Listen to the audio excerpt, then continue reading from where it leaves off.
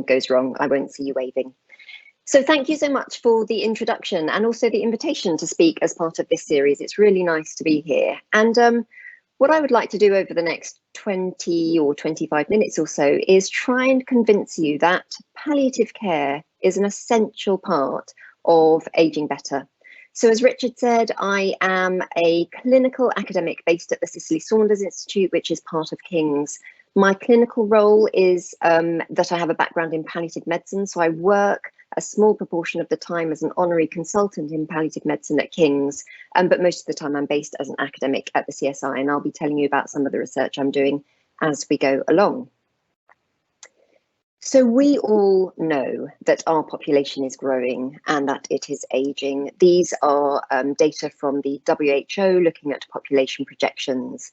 And I think what, so this is where we are, 2020, what is very clear from the figure on the left is that whereas the ageing of our population until now has been mainly among those aged 25 to 64, with a huge growth in that demographic, actually what we're going to see from now on to the end of the century is more an increase in those aged 65 or older.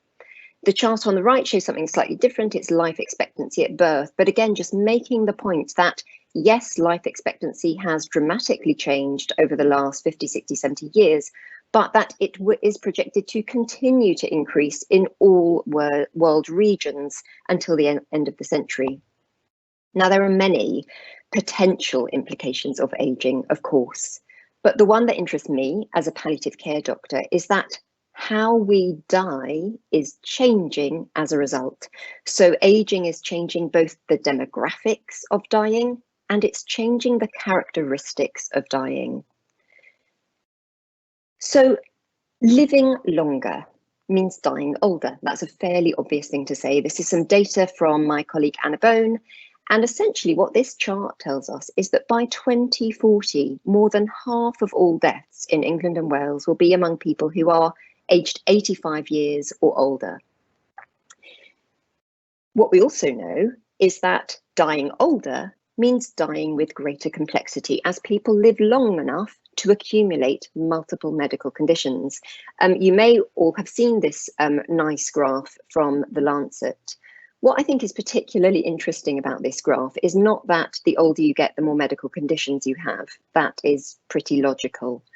What I think is really striking is that actually for people who get to the age of 75, 80, 85, it is very rare to have no medical conditions or just one or maybe two. Actually, the majority of people living until this age and dying at these ages and beyond will have multiple medical conditions.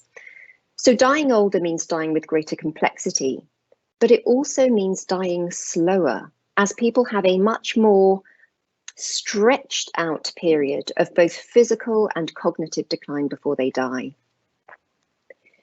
And in many ways, I think this is the slide that should be making our policymakers sit up and take notice, because for our population in England and Wales and also the rest of the UK, the number of people who die each year, the total volume of people dying in our society is set to increase. So if you look at this graph, this is from my colleague Simon Etkind, who is a PhD student at the CSI. He's now a clinical lecturer at Cambridge. What we can see looking at the orange line at the top is that for the past 15 or so years, there's been a relatively steady number of deaths in our society, about 500,000 people dying each year. For various reasons, some of which are a little bit counterintuitive, but are true, the total number of people who die each year is set to increase by about 25% over the next 20 years. So what that means for England and Wales is that there will be, by 2040, an extra 100,000, 130,000 people dying each year. They will be dying slowly. They will be dying with complexity, and most of them, as you'll see from these dashed lines underneath, which are projecting palliative care needs, most of these people will have palliative care needs when they die.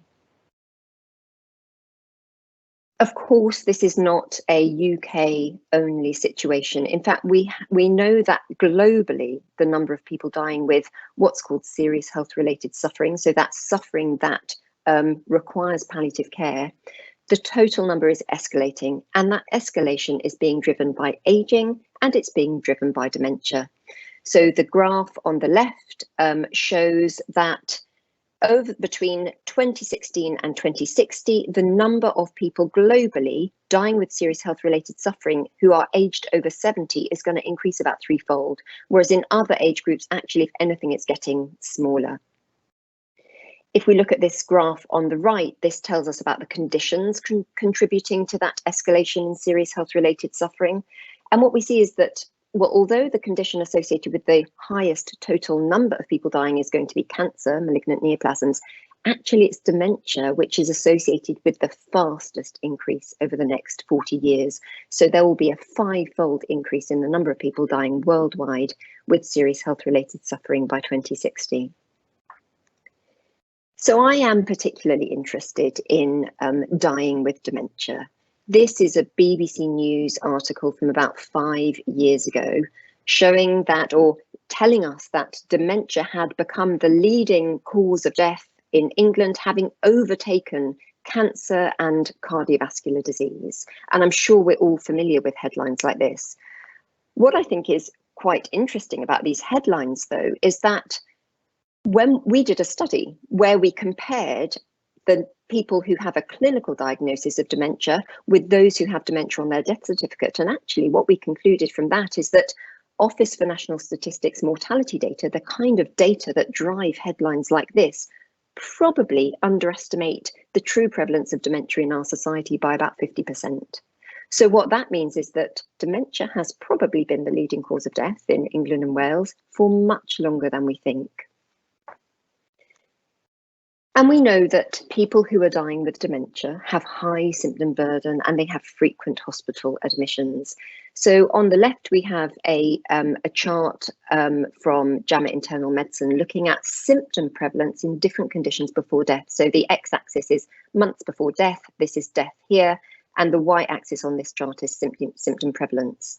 So there are a couple of things that I would point out looking at this figure.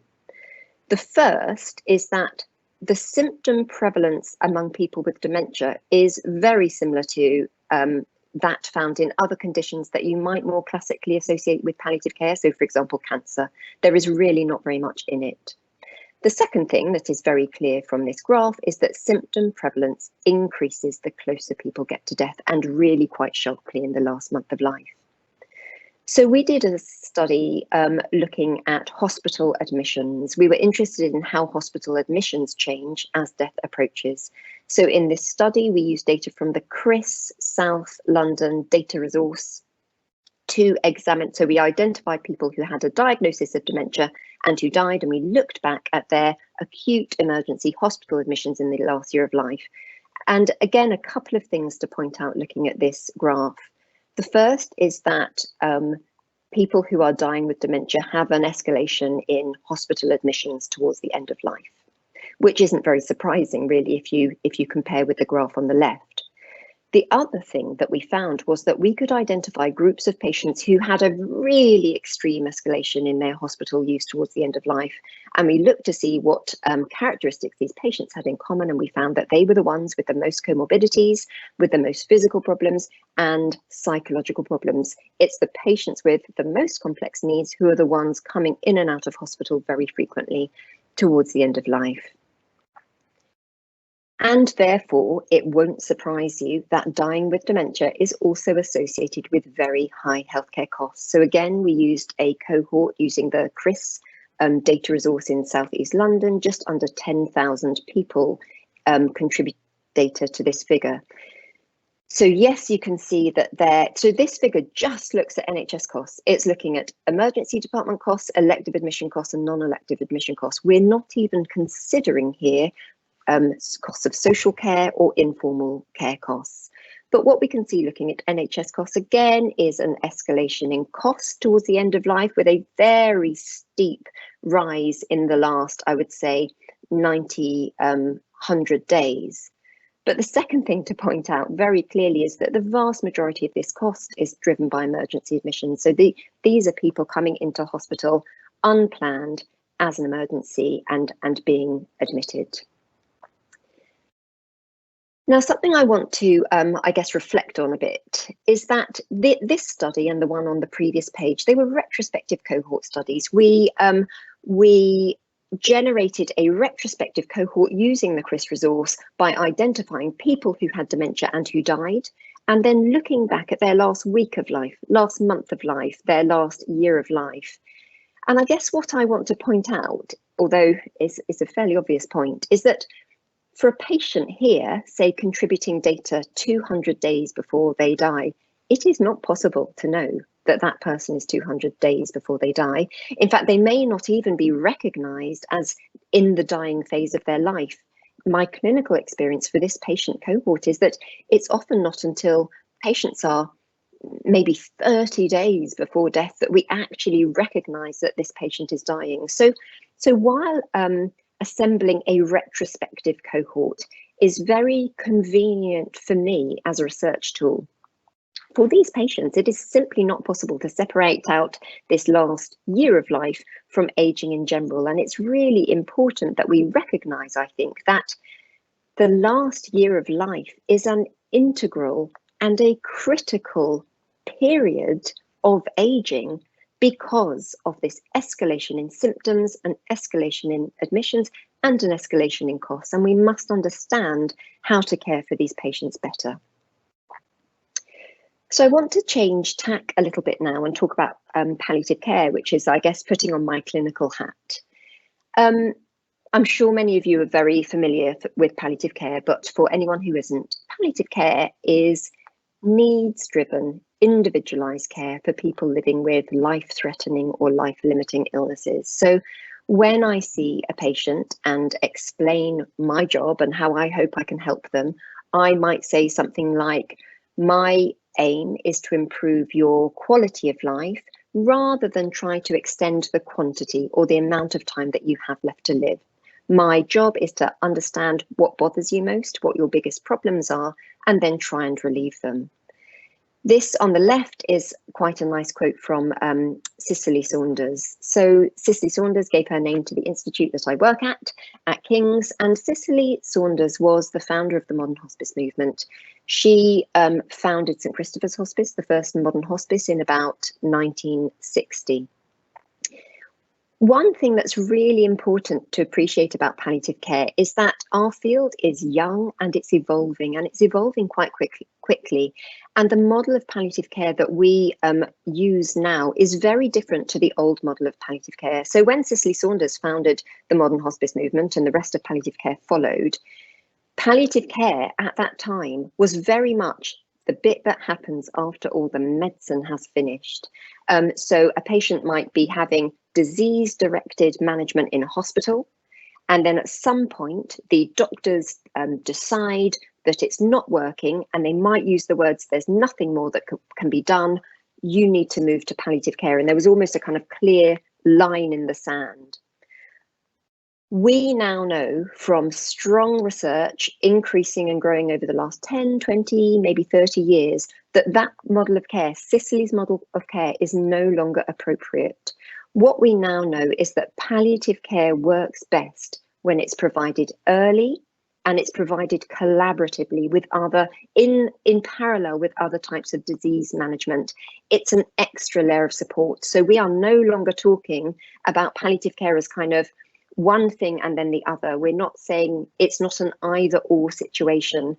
Actually, what we now know from evidence is that palliative care works best when it's both things together. It's disease management care and palliative care better. So what I'm going to do now is just run through some of the evidence to convince you of that approach. So we know, and everything on this slide is systematic review evidence. So we know that palliative care, particularly when it's provided early and in parallel as an extra layer of support, improves outcomes for patients and carers.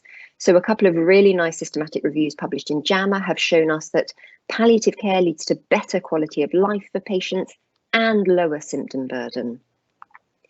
My colleague Barbara Gomez has done quite a lot of work looking at home deaths, and she showed in a Cochrane review that people who receive palliative care are more likely to die at home. Now that's really important, because if you ask people with life-limiting illness where they would prefer to die, Most people who express a preference say they would prefer to die at home, whereas we know that hospital is the most common place to die. So palliative care can help people die more frequently at home.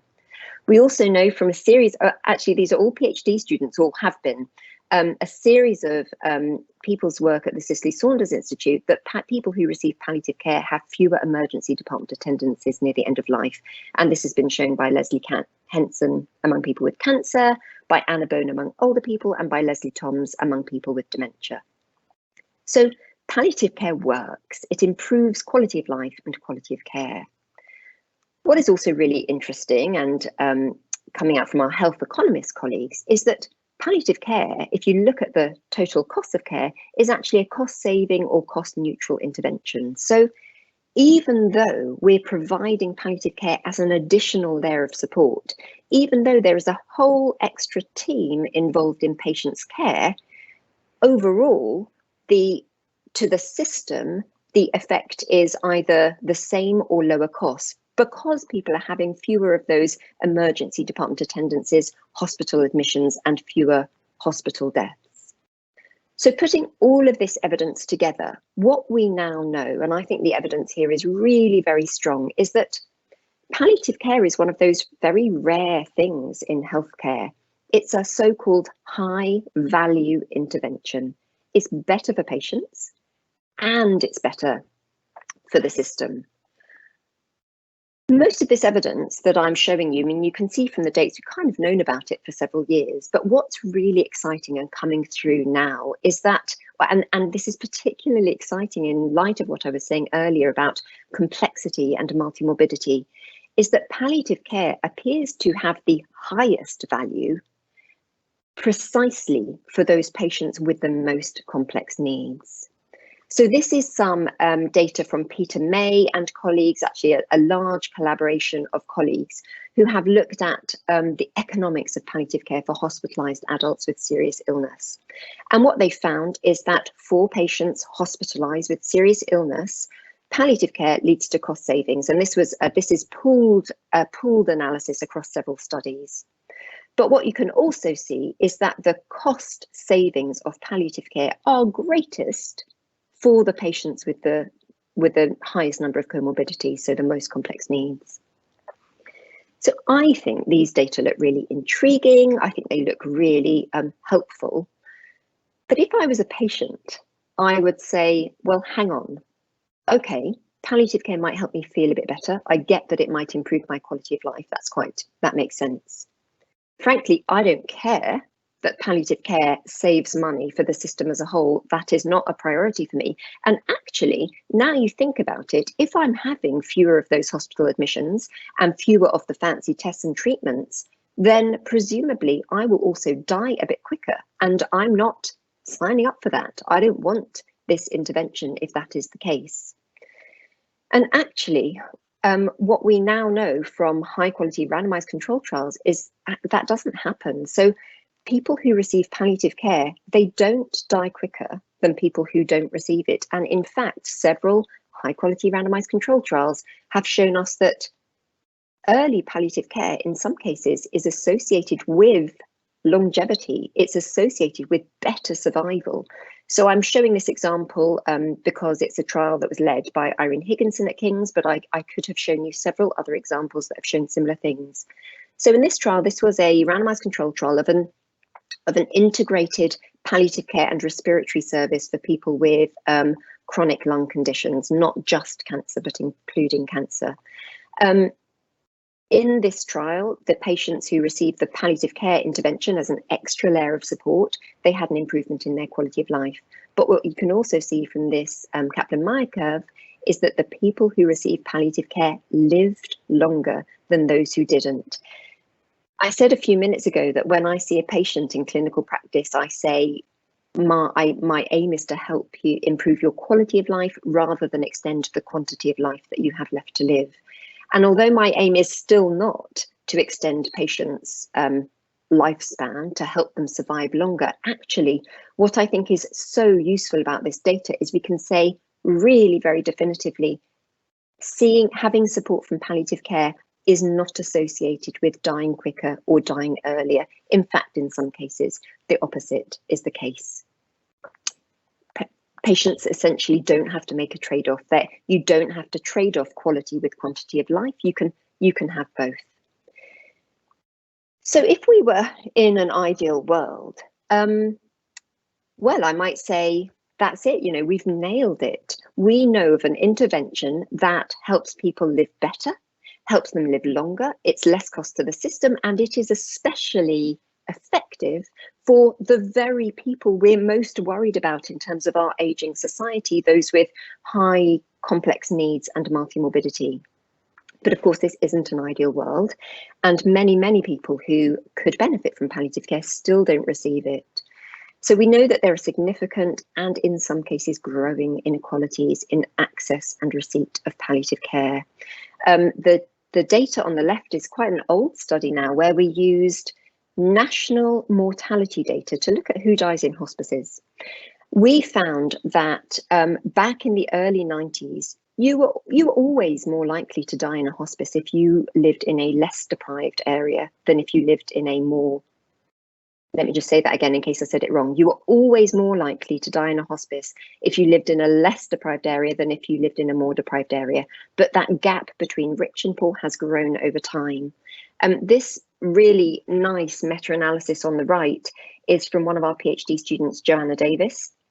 She's really interested in the association between socioeconomic deprivation and palliative care. And she's shown, this was a meta-analysis pooling over 100 studies from around the world, this clear, strong association between higher levels of deprivation and being less likely to receive palliative care.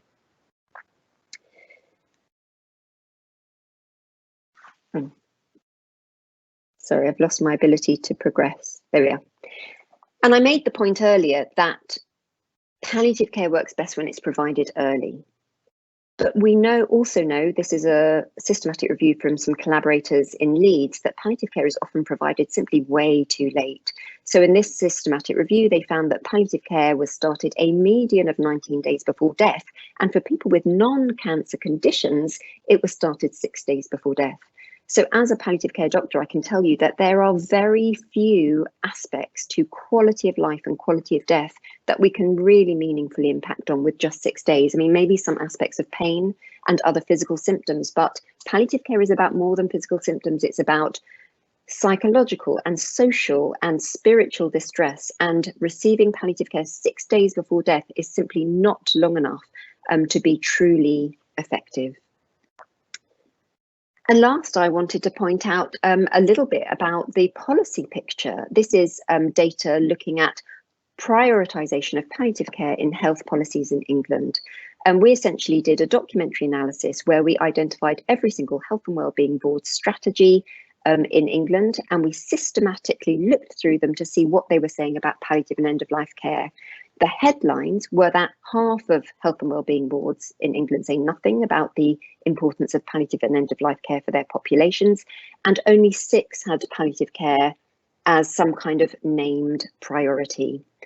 If palliative care is a low priority for our policymakers, then of course it's unlikely that we will improve access to palliative care for people in lower socioeconomic groups or increasing the number of people receiving timely palliative care. So how can we, in the last few minutes, improve prioritisation of palliative and end-of-life care? How can we ensure that everyone who needs palliative care might receive it? I think we need to do 2 things broadly. First of all, we do need to continue to develop the evidence base, particularly around palliative care for older people and those with dementia.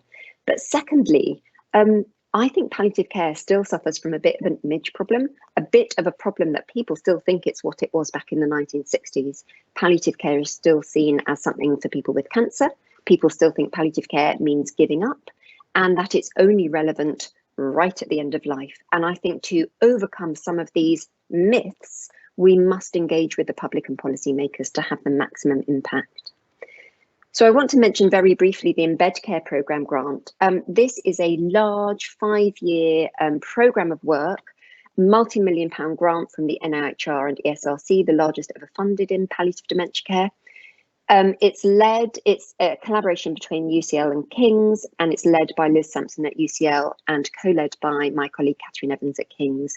So Embed Care, like all programme grants, sort of brings together lots of building blocks to come together with the aim of co-designing an intervention to improve palliative dementia care. We're still pretty early on in the Embed Care journey, but what I actually wanted to point out to you is that quite a novel aspect of Embed Care is that we have built in policy and public engagement right from the start, because the last thing we want to do is develop and test our intervention only for it to then sit in a drawer and never be used. What we're trying to do as we go through the programme is build an appetite for this area and our intervention even before we know what it will look like. So we're doing this through a lot of policy and public engagement. This is just one example of how we try to engage policymakers. So this is a photograph from our Embed Care Policy Summit that happened in January 2020. At this event, we brought together the policy leads for various charities across the palliative and end-of-life care, the dementia and the ageing spaces. What's interesting about these spaces is that historically, palliative and end-of-life care charities have said perhaps not so much about dementia, and dementia and ageing charities have said perhaps not so much about palliative care.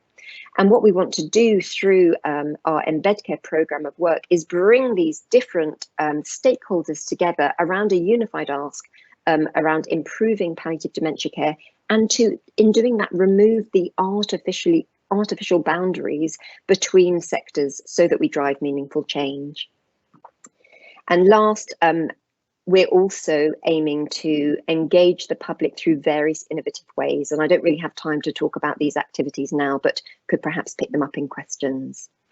So in conclusion, aging is changing the demographics and the characteristics of dying. We know that the need for palliative care among older people and people with dementia is escalating, and we need to continue to develop and test models of palliative care delivery, particularly for these groups, with public and policy engagement running alongside the research to help drive that meaningful change and impact. And last, I guess, aging better is a slightly amorphous concept, I think, but it is one with huge political and policy currency. I would argue that the last year of life is an absolutely critical part of aging. It's a period associated with escalating and fluctuating needs and a high level of complexity, and that palliative care should be part of the solution to how we provide care for these people. Thank you very much.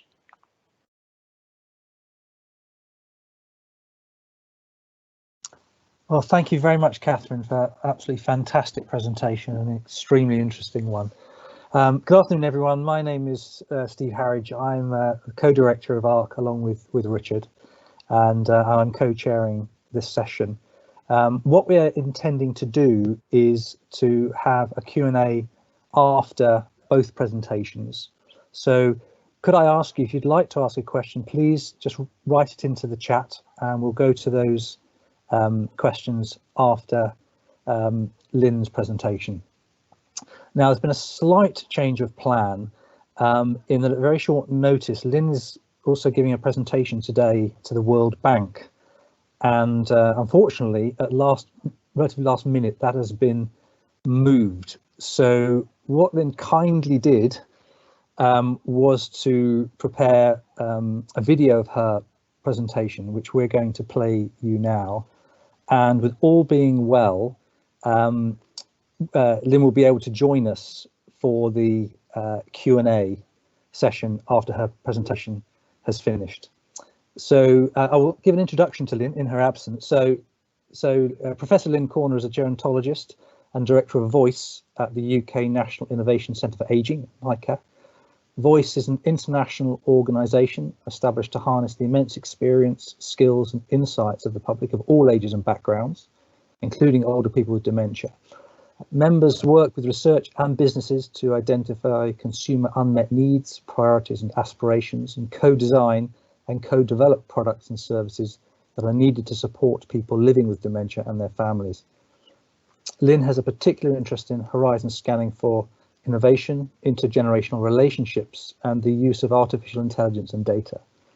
But NICA and Voice work with businesses from all sectors to help develop their strategies for capitalising on the immense commercial opportunities for growth from global population ageing.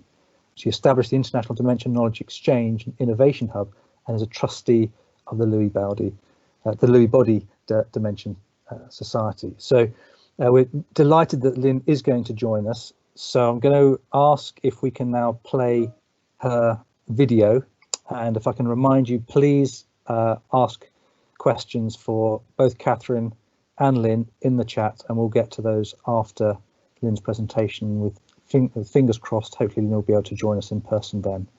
So please, could we play the video now? Okay. Hello everybody, it's lovely to join you today. Thank you so much to Richard and everyone at ARK for the kind invitation to speak. My name is Professor Lynne Corner. I'm the Director of Voice and also the COO of the UK's National Innovation Centre for Ageing. Title of the talk today is talking about the era of ageing intelligence, where we can really sort of start to bring a perspective from the consumer into this business of healthy longevity. We're obviously here in the middle of a global pandemic. These are unprecedented times, and I think recent events have really shone a spotlight on what we value in our lives, in our communities, and on the importance of health and through life planning for through life health and well-being.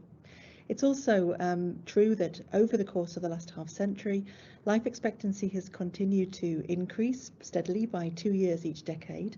And it's almost as if for every decade that we've lived, we've gained an extra 20% free. But the latest figures show that improvements in life expectancy, and particularly in healthy life expectancy, have actually stalled, and health inequalities have widened between the richest and poorest citizens wherever you are in the world.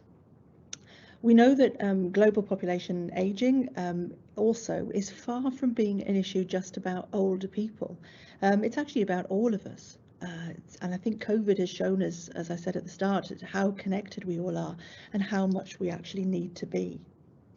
But while acknowledging the immense difficulties of COVID, I think the last year has also shown us the power of collaboration, of working effectively together, different sectors, coming together with different industries, nationally and internationally. And it's really shown us the importance of intelligence, of smartly utilising the evidence we have and the knowledge we have collectively got available, and effectively translating this rapidly and effectively into products and services that can make a real and tangible difference to people's quality of life, wherever they are in the world. And this is our mission at the UK's National Innovation Centre for Ageing, with a sister organisation, Voice, to really add intelligence to ageing and longevity. What we do is we utilise intelligence to work with consumers to bring together products and services that are going to help people with this challenge of healthy longevity.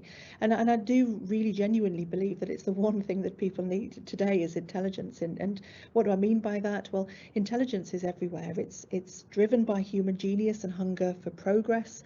It's evolving and advancing as we push the boundaries of what's possible. It's in your collective work, in research.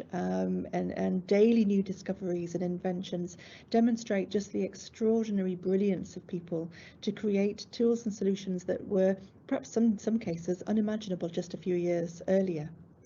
And intelligence is in data. It's in data platforms from a myriad of different initiatives and projects, current, past and future. But I think as well, I mentioned our interest in consumers and people, and I think intelligence is also in human experience, and perhaps this is the most important intelligence of all, in shared insights, experiences, lived, professional, in knowledge and in the wisdom that people collect over their lifetime.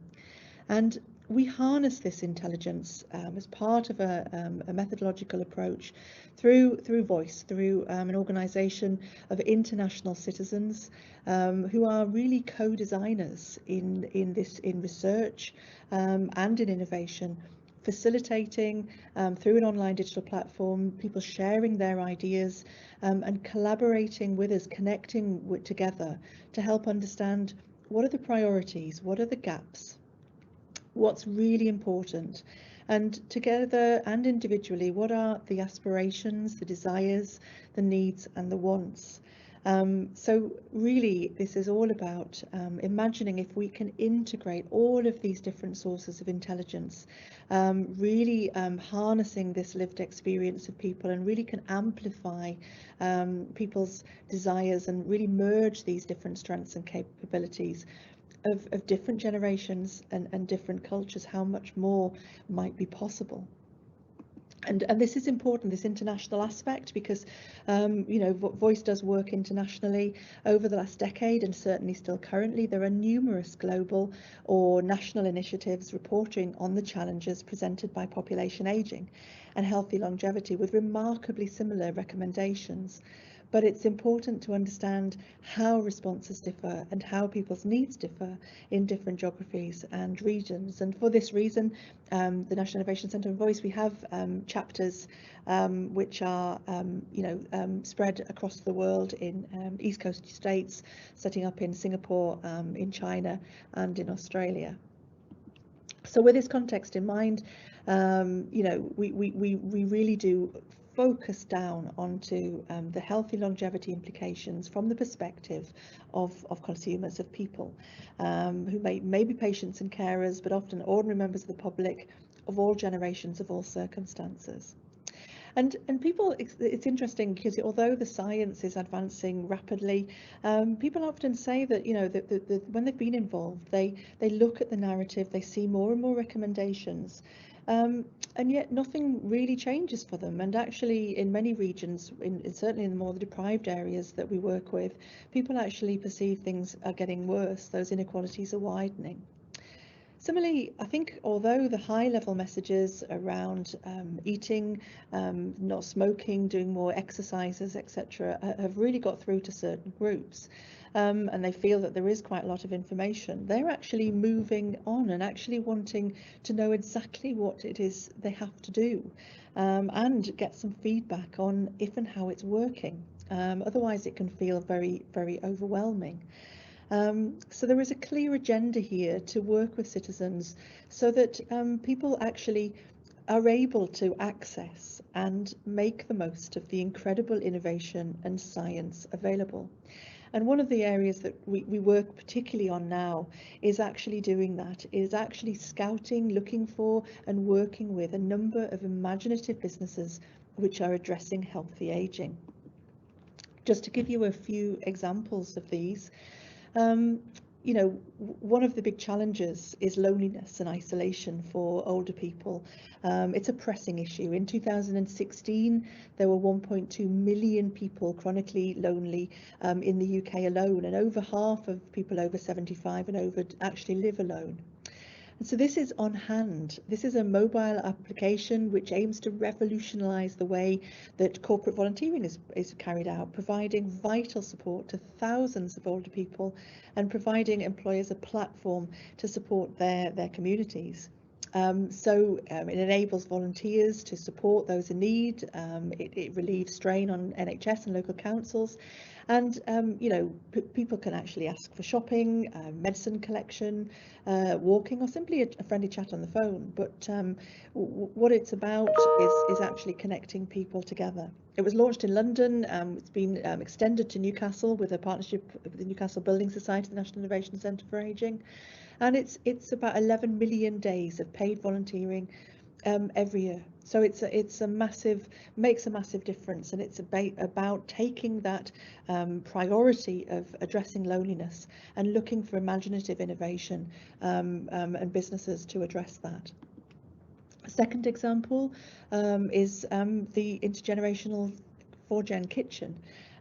Developed by Johnny Gray and Peter Gore. It's you know, the most intelligent kitchen in the world, in that it has scores of sensors embedded into the kitchen space to facilitate all aspects of daily living, promoting recipes, temperature control, surfaces which can be lowered or heightened depending on your height, and a space where families of 4+ generations can live and work together, likely to be the norm in future housing. And so, you know, we're trying to all the time bring that innovation accessible into people's homes. And while this is a prototype, the intention is that this will become available, this technology will become available in everybody's kitchen in the future. A little bit now just about something we've recently launched, which is the NICA Longevity as a Service Cluster. And again, bringing companies together from a range of industries who were all individually focused on specific solutions and specific areas to meet the global opportunity of longevity, but who actually together believe in a holistic approach. Effectively, I guess that the whole is so much greater than the sum of its parts. And it's about leveraging this really collaborative and trusted approach where actually service to the consumer is the key word, so that we can really have action and develop practical, digitally enabled, data-driven and market-wise solutions. So our mission, if you like, is to democratize this longevity business and bring it out of science, out of the sphere of recommendations and very complex scientific narrative, and bring it directly into people's daily lives, make it accessible, so that people are not just the beneficiaries of longer, healthier lives, but they're also the initiators themselves. Some examples of these businesses. So Longevity is an Italian company which is aiming to address the consumer need for specific information about what constitutes healthy longevity action for them as individuals, and who, working with NICA, is developing their offer through as a service through multiple data-driven touch points, helping people to really understand their own biology. And this is why consumers here for us is key. So talking and listening with people from all generations about, you know, what they need at different points in their lives.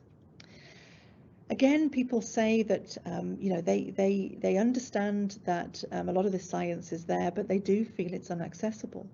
And so this suite of services is helping to people to manage their almost their personal longevity trajectories, if you like. Breathe Happy is another company working with us in this cluster.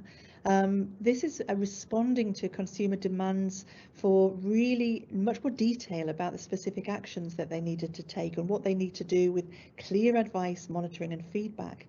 So Breathe Happy is an online yoga platform. It utilizes the latest AI and machine learning and data to give really tailored, personalized assessment and feedback direct to people in their living room on how to use yoga to best to strengthen muscles, for example, and tone, but also to prevent damage. And it's been hugely popular. So as consumers, making sense of all of this amazing science, understanding our own biology, metabolic factors and the impact of our actions is really, really important. And again, linked to this, disease prevention starts with healthy aging. And so moving from prevention from being a rhetoric about what you might do at a high level to actually application. GlycanAge is a company that is actually providing accurate tests with personalized advice, novel biomarkers of health. Similarly, kind of linked is that the skin is obviously the biggest organ in the body, and it's an incredibly rich canvas, which can be a lens to show what's happening in our bodies. But Skin Analytics is utilizing DNA damage technology for health and aging assessment of the skin, a powerful motivation to encourage people to stick to healthy lifestyle regimes and also to measure progress. And then Connected Life, as part of this cluster, you can see how all of this starts to come together in a feedback loop, but they, through sensors and real-time monitoring, can give that tailored, real-time, rapid feedback to individuals. So all of this is really about partnering together to look at different business models and reach the broadest possible audience with a range of services that are just key to people's through life health and well-being and to their health and happiness.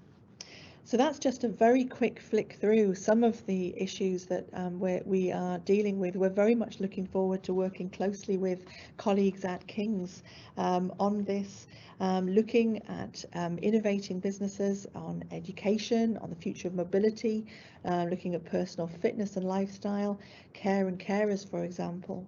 But all the time focused on what is the consumer needing in order to bring this emotional and mental well-being, how to help people manage transitions, to thrive, to pursue new hobbies and interests and different types of work all the way through life, but all the time translating the wonderful science that we co-produce together, making it truly accessible, so that individuals and collectively we can definitely make the most of longevity, healthy life expectancy, and live much better for longer. Thank you.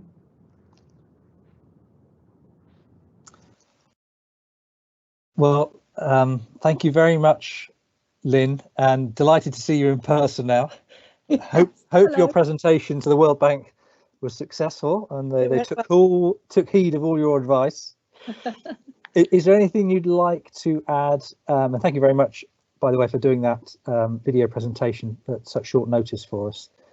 Is there anything you'd like to add to the presentation whilst you're here? Because we're going to step into a Q&A now anyway, but is there anything you'd like to add that perhaps you might have said if you had a little bit longer on your video? Yeah, no, I'm so sorry that I couldn't join you at the start, but I'm really glad that the video worked well. And so hello, everybody. It is lovely to join you. As Steve said, I've just we've partnered the World Bank on a report on the importance of demographic change and aging in kind of urban environments, and it just brought home to me, I think, as on the call today, just how global this issue of longevity and it really is, and it is affecting sort of everybody in all regions. It just it brought it home to me how important this collaboration is between King's College London and ARK and Newcastle and the National Innovation Centre for Ageing, but for all of us to have that kind of international collaboration is just so important. I don't think it's ever been as important. Do you think, given the current global health situation vis-a-vis the pandemic, that this has accelerated, perhaps in a good way, this idea of collaboration, given that it really is a disease of older people in that sense? Do you think this is enhanced and provides an opportunity for this really to move forward, perhaps in a way that it might not have done before, or more slowly? It's a great question. I think we have to be optimistic that out of great difficulty and so much kind of tragedy in many respects, we can see this as an opportunity to say, COVID exposed inequalities that were there beforehand, especially health inequalities, socio-economic as well. It's a chance to put that at the forefront of policy and start to understand, how we can put health and wealth together. And really address these inequalities that have been really sort of reinforced and exacerbated by COVID. But yes, Steve, as well, I do think that, I touched on it in my talk, that we have seen how rapidly different industries can come together and different sectors can come together to work effectively when there is that urgent need. And I think, that let's hope that we can kind of retain what's best out of the COVID experience and not lose that, really, because I just don't think there's ever been a more important, if we're going to address healthy aging, if we're going to make the most of this healthy life expectancy, we need that kind of multidisciplinary, cross-sector collaboration and partnership at all levels, really, in research certainly, but also in terms of health and social care, an obvious one in terms of Join Up. But then again, linking to businesses and to kind of employees and citizens to make sure that everybody has got that opportunity. So it's easy to say, it's harder to do, but I do think there are examples in COVID has shown us that it's possible, which I think is really positive. While I'm here, just hogging the floor for a second, just one of the things that strikes me when we consider sort of technology, innovation, development. In the past, it was in a way that made humans do less. It took the work off humans, so it made them physically less active, mentally less active, because we were creating things that were being done for us by machines or handsets, whatever it might be. But it struck me really in your presentation that that's not what this is about. It's actually designing technologies in a way that we can engage people to actually do more in later life, both physically and mentally. Absolutely. And you know, I've just actually been talking with the World Bank about human capital, which is kind of our you know, in voice stands for, it's a bit of a mouthful, but voice stands for valuing our intellectual capital and experience. And so it's about saying that, you know, we've got to value people throughout the life course and actually harness the incredible insights and ideas that are especially locked in older people. You know, a cumulative lifetime of lived experience and professional experience, and how we can actually really harness that effectively to have cross-generational dialogue, so that we can have that kind of inter-exchange of ideas between generations. And then, you know, from everything from design to the development of products and services, just seeing people as assets, I think is absolutely critical. I do think it's very important that, you know, I know the work in King's already has this, but that we keep an eye on making sure that we're inclusive as possible, and making sure that we are including, you know, diverse groups in because again, I think COVID has shown that you know, certain groups were affected more than others. So, you know, it's super important to kind of, though, to have an asset approach, I think, to healthy longevity, and make sure that we're kind of, you know, really listening to designing for the unmet needs, and not saying technology is the answer now, what's the question, but actually listening to what the question is. And then technology has just got so many potentials to really kind of, you know, make a step change really in how we can live healthier, longer lives. Great. I've got a couple more questions, Lynne, but I know Katherine's just joined us, and I've got a couple of questions for Katherine, but I know, Katherine, you had one for Lynne, so perhaps you'd like to start off with your question to Lynne, Katherine, and there's a couple in the chat as well I'll come to. Yes, very happy to. Can you hear me? Yes. Yeah. Thank you, Lynne. That was fascinating, and has given me so much food for thought. As you know, my background is in palliative medicine, so I'm a palliative medicine doctor and academic, and so much of what you said totally resonated with my practice. The holistic approach, thinking about both physical and emotional well-being, the power of communities, the value of connection. And I guess I'd be so interested in having your reflections on what the synergy might be with palliative care, because although every patient I see is to a greater or lesser extent living with life-limiting illnesses, the focus of that care is very much on living rather than dying. And I would just love to have your reflections on where the palliative care bit might fit into these wonderful platforms and programs. No, it's a great point, and I think it is about seeing where we can find parallels, but you know, it's also about understanding human nature really. And I think, you know, I wouldn't want to generalize too much, but I do think that it is just it's a glass half full approach, isn't it? That, you know, the life does happen, life is very difficult, but it's how we kind of can build in resilience and that kind of, you know, that kind of can-do approach, as opposed to kind of everything being a problem, if that makes sense. And I just think that mindset sometimes can help in longevity. But certainly, you know, that's my experience too. I've done work in end-of-life care before, especially in dementia, which is my kind of key research area.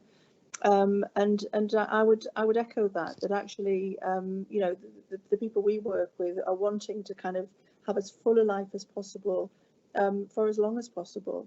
And I think, you know, what has been difficult in the past is that often there hasn't been the models or the provision or the care available to do that.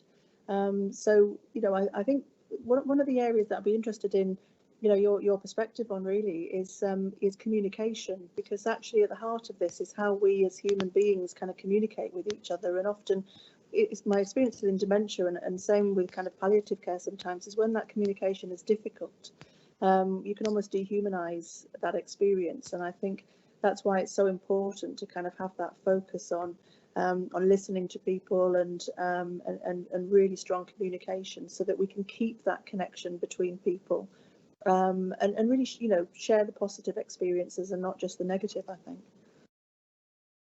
Can I just come in on that really interesting point on communication? So I think you're absolutely right. It's essential. Actually, my job as a palliative care doctor, that is communication. That's my kind of, you know, the surgeon has his knife, I have my communication. And but I think there are two layers to it. I think there's a kind of societal communication. What does society hear? And then there's the kind of individual one-on-one patient to family member, doctor-patient communication. And I think we need to look at, we've perhaps focused quite a lot on the doctor-patient side of things, the individuals, but I really think we need to look at that societal conversation and communication going on, because actually, if that's not right, if it's kind of talking about old messages or not the right message, then actually it's very difficult to make a change.